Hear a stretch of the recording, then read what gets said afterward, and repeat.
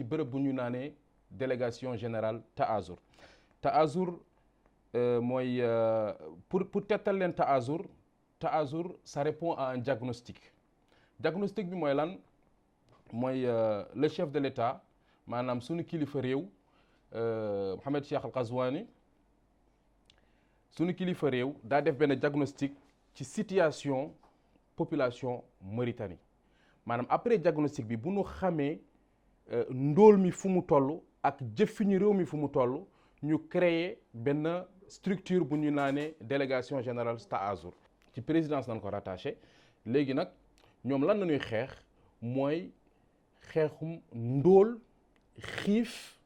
ak coono doomu réew mi nan lañ ko imaginer dañ ko imaginer autour de 5 programmes yi mooy lan mooy Sheila mooy benn bi am na ñaareel bi Sheila moom lu muy lijjanti Sheila mooy l'accès aux services sociaux de base maanaam wàllum njàng mi fexe ba bépp doomu réew mi am accès ci éducation maanaam mu am une école à côté beneen volet Sheila bi mooy lan mooy santé maanaam wérgu yaram mooy santé am na beneen volet mooy énergie mooy lépp luy dox ci wàllum courant am encore beneen volet muy eau et assainissement mooy fexe ba kenn du manqué lu mu naan ci adduction en eau potable maanaam ndox mauritanien bu ubbi robineem tajek ndox loolu mooy programme Sheila am beneen programme boo xamante ni bu tudd programme Albarka mooy ñëpp ñu yëngu ci wàllum AGR par exemple mooy fexe ba bépp doomu réew am fu mu toll ci ndóol ñu faciliter ko ay activités yoo xamante ni mën na ko dellool ay lu mu njëriñoo boobu mooy programme Albarka te am nañu beneen volet mooy accès ay microcrédit wala jàppale leen ci ay mbirum forage xam nga léegi mu am beneen programme bu tudd programme Daari mooy lan Daari mooy programme boo xamante ni day fexe bépp doomu réew bu toll ci yenn tolof yi wala yenn problème yi wala yenn niveau de ndóol yi ñu fexeel ko ba ñu amal ko dëkkuwaay fu mu dëkk parce que loolu tamit c'est important parce que seetul nañu que ñu bëri ci doomu réew mi fu ñu dëkk fii du loo xamante ni ce sont des habitats décents léegi dañuy fexe ba ñooñu mun a am dëkkuwaay yu décent loolu mooy programme Daari mu am beneen programme boo xamante ni mooy programme Takaful ñooy yëngu ci wàllum cash transfert joxe nit ñi ay ndimbal comme ça ñu mën a jogaat mooy loolu yëpp pour xeex xam nga bu ñu imaginer programme yooyu yëpp pour jàppale askan wi pour mën a xeex ndóol ak yenn tolof yi ak yenn jafe-jafe yi doomu réew mi nekk loolu yëpp mooy diagnostic boo xamante ni njiitu réew mi moo ko xool ba xoolaat mu essayer mu tegal nu bi programme pour mën a xeex loolu yëpp maintenant dinañ wax ci wàllum réalisation yi ñu am ci exécution wu Taazour nan delluwaat ci programme Sheila dafa am ñetti volet comme ni ma leen ko daan waxee dafa am volet boo xamante ni volet éducation la boo xoolee ci volet éducation maanaam ci wàllum njàng mi dafa am ñaari aspect yoo xam ne foog ma wax ci dafa am aspect boo xamante ni aspect infrastructure la maanaam tabax ci wàllum tabax amoon nañu programme wala ambition def 74 écoles ci réew mi ak fépp foo munti toll 74 écoles mooy juróom-ñaari fukk ak ñeent école daara loolu mooy programme bi maintenant ci juróom-ñaari fukk ak ñeent yi mujj nañ ci tabax ñetti fukk ak ñaar maanaam 32 écoles on a réussi à mettre en place 32 écoles et sur ces 32 écoles daa am ay écoles fondamentales ak ay écoles secondaires maanaam des collèges et des lycées léegi am na yoo xamante ni am na 42 yoo xamante ni ñeenti fukk ak ñaar yoo xamante ni ñu ngi en cours de construction en stade très avancé mais déjà on peut considérer que les 32 maanaam 32 yi moom dañu opérationnel xale yaa ngi ciy commencé jàng loolu moom pare na fanweer ak ñaar loolu moom pare na léegi loolu ci wàllum njàng mi la maintenant bu nu gestuwaat encore ci wàllum njàng mi mooy dafa am nouveauté bu ñu indi ci wàllum école yi nouveauté bi mooy lan mooy léegi suñu école yi dafa am des logements directeurs loolu lu bees la maanaam bu ñu fi jëlee tey nit bu war a toppatoo benn établissement scolaire wala benn daara buñ ko yóbboo ci yenn gox-goxaan yu sore yi du am problème mu dëkkuwaay parce que dafay fekk logement am ci biir école bi loolu benn la te ñaareel bi dafa am benn nouveauté encore il faut que ma wax ci mooy wàllum cantine scolaire léegi école yi dañu am ay cantine scolaire dinaa jël benn exemple rek mooy exemple école bi nekk ci Kankossa bu tudd Oudey El Chehib au niveau ci daara boobu noonu dafa am cantine scolaire xam ngeen cantine scolaire gëj na ci dëkk bi depuis 1964 loolu lu bees la maanaam c'est une benn convention la entre CSA ministère de l'éducation ak TASUR ñoo yor financement bi exécution bi ministère de l'éducation moo ko yor ak maintenant livraison denrées alimentaires yi kii moo ko yor CSA moo ko yor loolu c'est à un niveau très avancé sur l'ensemble des wilayas maanaam bépp gox-goxaan yi bi ngeen dugg au niveau de l'intérieur du pays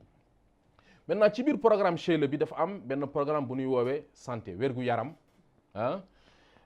au niveau de la santé programme bi lan la woon ñun si jublu woon mooy def 22 centres ak mooy ñaari fukk ak ñaar centre ak poste de santé maintenant ci biir programmation boobu mujjee nañ ci defar ñaari fukk maanaam 20 mujjee nañ ko def léegi nag ñaar ñoo nekk en cours de construction te ñaar ñooñu c'est un stade très très avancé loolu ci wàllum infrastructure la am na beneen aspect am na lu ma ci fàtte wax muy école yi muy poste de santé yi bépp bu nu tabax tamit dinañ ko équiper c'est-à-dire doo dugg ci école boo xamante ni doo fa fekk table bu nu paree tabax école dañ koy équiper ak ay table ñu indi fa ka encore les outils yoo xamante ni loolu la jàngalekat yi di utiliser pour mën a jàngale xale yi loolu yëpp dañ koy équiper maintenant ci poste de santé yi tamit dañuy def ay équipement de poste de santé non seulement dañ koy tabax mooy place yu ñuy fajoo poste de santé maanaam place bu ñuy fajoo fépp foo dem ci Mauritanie tey di nga fa fekk ay poste de santé yoo xamante ni TASUR moo ko def et pour l'instant ñun suñu programmation ñaar fukk ak ñaar la woon te tey ñu ngi ci ñaar fukk ñaar moo nu dese suñu programmation boobu noonu et suñu pare dañ koy équiper maintenant am na beneen volet boo xamante ni volet équipement kese la maanaam dinaa citer exemple par exemple Birmougraine wala exemple Boutilimit wala les exemples sont légion dañuy ñëw ci béréb yooyu ñu xool les grands centres de santé maanaam agglomération yu mag yooyu gox yoo xamante ni day jël ay nit yu bëri ñu xool lan moo leen manqué suñu xoolee lu leen manqué ñu jox leen équipement boobu par exemple damay citer benn exemple rek Birmougraine ak Zouérate gis ngeen distance bi nu mu rëyee distance bu rëy la maintenant il y avait un problème bi mooy imagerie médicale nit mën na am jafe-jafe mu war a jógee Birmougraine dem ba Zouérate te xamagul jafe-jafe am te pourtant mënoon na am imagerie médicale au niveau de Birmougraine pour bañ a déplacement boobu parce que déplacement boobu dina indi utilisation ambulance bi noonu carburant lay utiliser donc pour éviter tout ça léegi dañuy équiper yenn centres yi ci lu nu manqué loolu ci programme mu santé bi la bokk ba léegi waaye ci biir programme mu santé boobu tamit dafa am lenn tamit il faut que ma wax ko parce que lu am solo la mooy mise en place de l'assurance maladie gratuite mise en place de l'assurance maladie gratuite maanaam état bi dañu am seen benn tolluwaay boo xamante ni njiitu réew mi Mohamed Cheikh Al Qazwani dafa fexe ba téeméeri junni doomu réew mi dafa am fu nu toll ci jafe-jafe xamante ni réew mi daa leen fexel ba amal leen benn assurance maladie gratuite assurance maladie gratuite boo xamante ni état bi moo leen di jàppale pour ñu mën a faju ak fépp fu munti nekk à 100% te duñ ci fay dara. loolu beneen cadre la ci mbirum santé. am na beneen cadre ci mbirum santé duñ ci wax lu bari loolu mécanisme la boo xamante ni dafa am ñetti partie mooy lutte contre la malnutrition infantile mooy xale yoo xamante ni dañu am na fu mu toll ci xiif loolu dafa am benn convention tripartite boo xamante ni dafa am TASUR ministère de la santé ak UNICEF ñoo koy toppatoo financement bi TASUR moo koy def pour jàppale xale yi mën a génn ci yenn niveau xiif yi. loolu ba léegi ñu ngi ci programme Sheila ba léegi génnaguñ ci programme Sheila ci programme Sheila bi tamit am na programme boo xamante ni day fexe ba Mauritanien bu mu munti nekk mun a jot ci ndox bu sell maanaam eau potable addiction en eau potable mooy eau et assainissement ci programme boobu ñu ngi ci wàllum fexe ba defaral nit ñi 141 forages et ci 141 forages boobu noonu sax am na yoo xam ne 55 si ñoom sax ñoom ñu ngi ci en cours d'exécution maintenant y a le projet am na beneen projet boo xamante ni c'est 70 réseaux d'alimentation en eau potable 70 réseaux d'alimentation en eau potable loolu tamit ñu ngi ci liggéey mais pour les 55 quand même kooku moom ñu ngi ci exécution bi mais dafa am tamit programme bu ñu naan énergie mooy lan mooy fexe ba bépp Mauritanien ak foo munti nekk parce que loolu tamit problème la ci dëkk bi daa am ay nit yoo xamante ni amuñu accès ci courant ci lëndëm lan dëkk léegi dañuy fexe ba ñooñu mën na jot ci courant bi ci projet boobu noonu dafa am benn projet boo xamante ni ñu ngi wut 21 localité pour defaral leen courant loolu projet bu taxaw la ci 21 localité boobu ñaari fukk ak benn bi 12 ci ñoom maanaam fukk ak ñaar ñu ngi ci benn convention boo xamante ni pour alimenter leen directement en électrification rurale loolu moom c'est presque acquis et am na 9 yoo xamante ni kooku dañuy waajal benn convention ak Somelec pour brancher leen directement ñu mën a jot ci courant loolu ci wàllum énergie la ci wàllum énergie encore am na beneen projet boo xamante ni dañuy fexe ba 20 000 maanaam ñaari fukki junni ménage mooy njaboot ñaari fukki junni njaboot mën na jot ci ay kit de gaz butane maanaam gaz yu ñuy toggee ñaari fukki junni et projet moom mu ngi en cours ñu ngi nekk en cours de négociation pour mën a jot ciblage bi sax def nañ ko pour ñaari fukki junni njaboot yooyu mën a jot ci gaz butane yi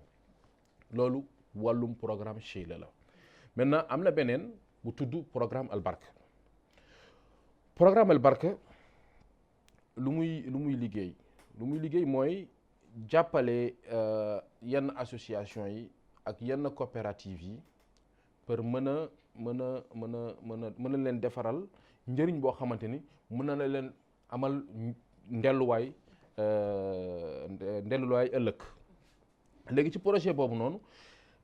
ñu ngi ci wàllum benn programme d'appui boo xamante ni ñu ngi financé lu ëpp ñeenti téeméeru coopérative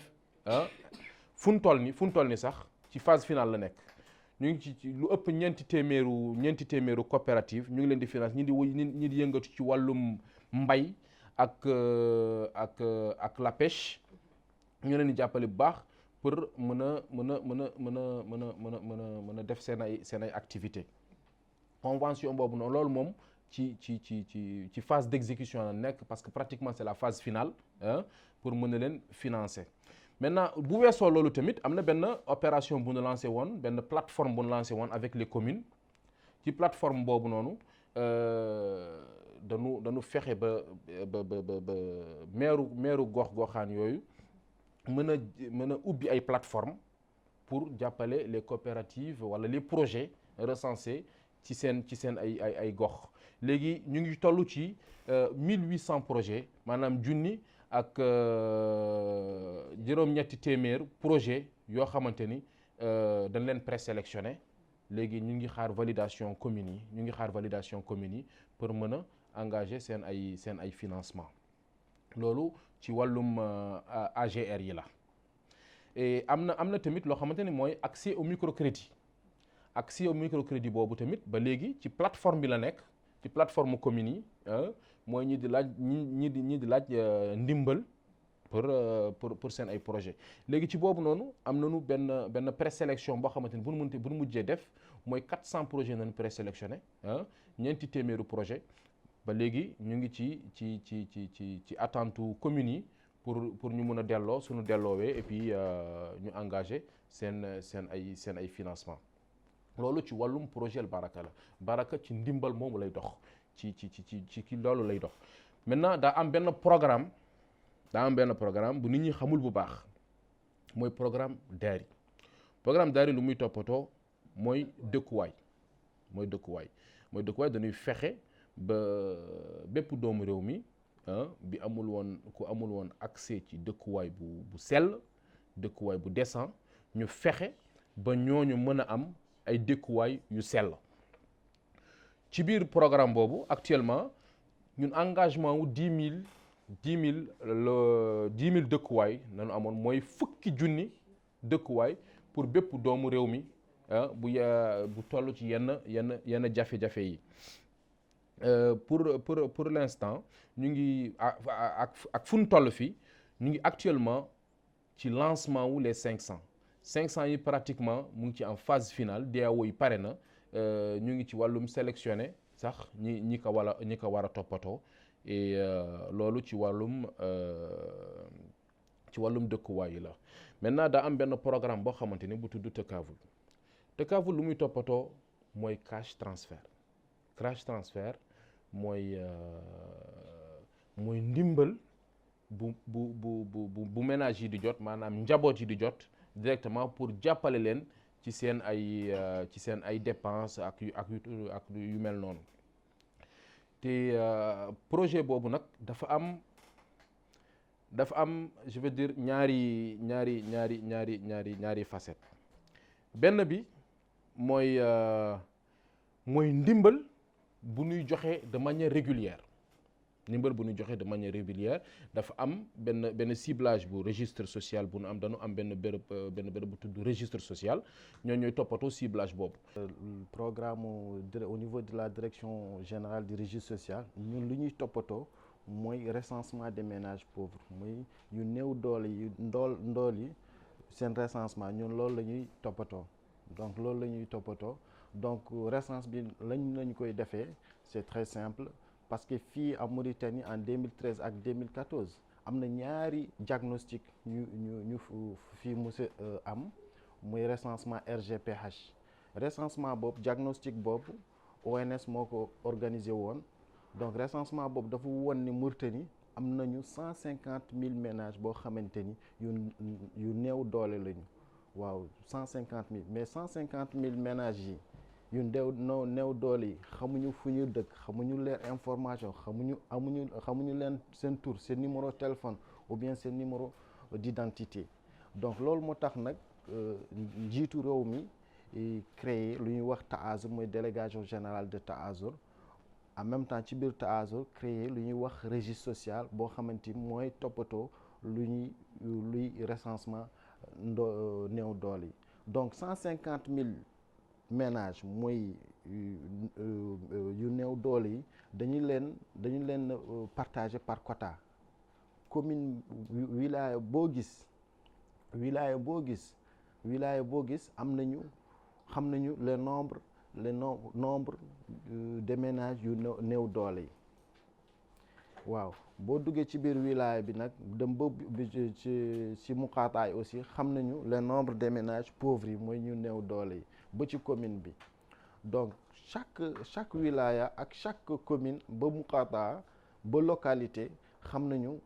ñu néew doole ñu fi nekk seen nombre dañ leen xam donc régie sociale day jóg léegi ñëw au niveau de la localité bu mu ñëwee ci localité bi parce que recensement bi ni ñu koy defee il faut nit ñi yëpp xam ko parce que daa bari wax bari ay problème parce que man personnellement ci côté réclamation bi laa nekk donc régie sociale bu muy commencé recensement participatif la ñu koy wax participatif mooy lan mooy di genre waa gox bi ci boppam ñoom ñooy participer ñoom ñoo ñu gën a xam seen néew doole ñu néew doole nekk ci seen gox ñoom ñoo ñu gën a xam critère yoo xamante ni mun nañ dimbali xam ni kii néew waaw exactement loolu la donc régie sociale bu mu ñëwee ci gox bi première chose dañuy informer waa gox bi ni ñun dañuy ñëw tel jour dañu leen di informer en avance ni dañuy ñëw seen gox pour def recensement bi bu ñu ñëwee ci gox bi nag dañuy def lu ñuy wax AG assemblée générale ci biir pour assemblée générale bi am nag il faut 70% de la population gox bi ñëw teew ci AG bi donc il faut 70% bi bu ñu amee 70% bi ñu commencé AG bu ñu amul 70% waa gox bi nag du ñu commencé AG bi donc une fois que bu ñu amee 70% de la population gox bi nag ñu commencé AG bi assemblée générale bi bu ñu koy commencé dañu leen di expliquer Taazur particulièrement registre social direction de registre social lan mooy liggéeyam pour que ñu fay ñëw liggéeyam bu ñuy def li lan la donc tout ça là dañu leen di expliquer en même temps ñu expliquer leen ni ñun dañuy ñëw pour bind yu néew doole ñu nag ci seen gox mais dañu leen di xamal ni ñoom ñoo ñu gën a xam seen gox xam aussi critère boo xamante ni mën nañu dimbali ñu waa registre social di xam ni kii néew doole la kii moo gën a nekk kii néew doole donc te dañu leen di xamal aussi seen gox dañu am lu ñuy wax quota parce que dañu am nombre boo xamante ni mënuñu ko dépasser gox gi par exemple fekkente ni 50 juróom fukk par exemple néew doole la ñu waroon bind foofu dañ leen di expliquer loolu donc ci biir AG boobu dañuy wax lu ñuy wax catégorisation pour que question bu ñuy mujj commencer di leen di poser mooy ban critère yéen waa gox yi moo ñu mu mën a dimbali pour xam ni kii néew doole kii moo gën a nekk néew doole kii donc dañuy jox ay critères par exemple dañuy wax ku am kër bu mag wala ku am par exemple de bétail le nombre de bétail par exemple loolu ay critères ay critères la quoi donc ci biir AG boobu dañuy def catégorisation ñu jox ñu pare ñu ku gën a néew doole ci gox bi donc ñu jël kooku di catégoriser bu mot juróom fukk par exemple néew doole ñu soxla ci biir gox gi. dafa am benn ciblage bu ñuy def ñooñu régulièrement dañuy am yenn ndimbal yi mais daa am nag yeneen yoo xamante ni c'est par rapport à un choc yoo xamante ni Taazur da ciy yëngu par exemple dinaa fi citer ñaar yoo xamante ni doomu réew mi yëpp xam nañ ko mooy passage Covid bi boo ngeen di fàttaliku dafa amoon ndimbal bu nu defoon pour lu ëpp ñaari fukki junni njaboot ci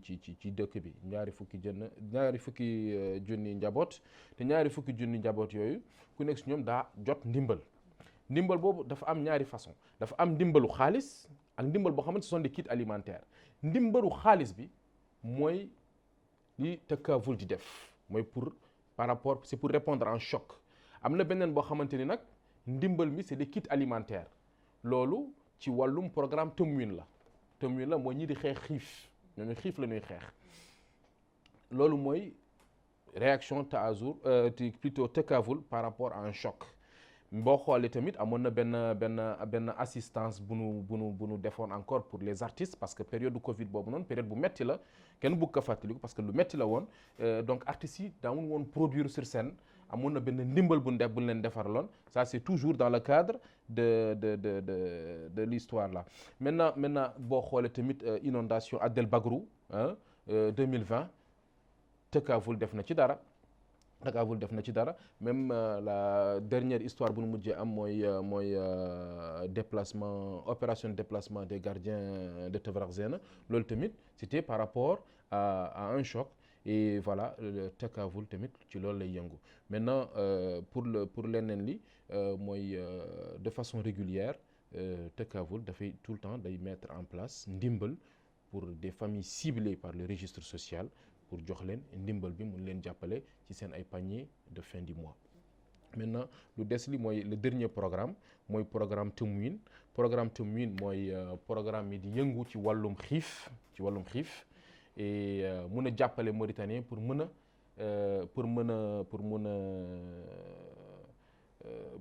am ay produits de première nécessité maanaam lu lépp lu yëngu ci wàllum ceeb ay yooyu ay diwlin pour ñu mën ko am ci prix bu sell. ci prix bu sell mooy li ngeen di gis des boutiques ML la ci moomu noonu tu vois le programme tout le temps day fexe ba alimenter régulièrement les 1750 boutiques Temwin yu nu am ci biir dëkk bi et à part ça nu am nañu kii bu tudd le registre social. Le registre social ñoom ñooy toppatoo bépp recensement pour bépp famille wala njaboot yu toll ci yenn tolof yi wala yenn ndóol yi wala yenn jafe-jafe yi yooyu registre social moo koy toppatoo bon am nañu seen ay outils ak ay mécanismes de fonctionnement yoo xamante ni moom la ñuy topp mais lu ma ci mën a wax mooy ba bëgguma ci sore et mooy que fu ñu toll ni registre daa dem ba nekkaat exemple ci sous-région bi ba tey foo toll ci sous-région bi dañuy imiter le modèle du registre social le principe de fonctionnement du registre social boo xoolee sax amul yàggul dara am na benn délégation bu jógee Burkina Faso bu fi ñëw pour jàngat ni waa registre social di def pour mun ko imposer seen dëkk ñoom tamit maanaam ñu ngi am ay outils de travail yoo xamante ni ça intéresse quasiment beaucoup de pays de la sous-région à cause de leur méthode de travail pour ça tamit ñu ngi gërëm waa registre social. te kii recensement bi day concerner boroom kër yi la concerner donc chaque kër par exemple ménage par exemple pour registre social pour le monde humanitaire sax ménage mooy un groupe de personnes boo xamante ni ñoom ñoo dëkkoo ci benn place ñooy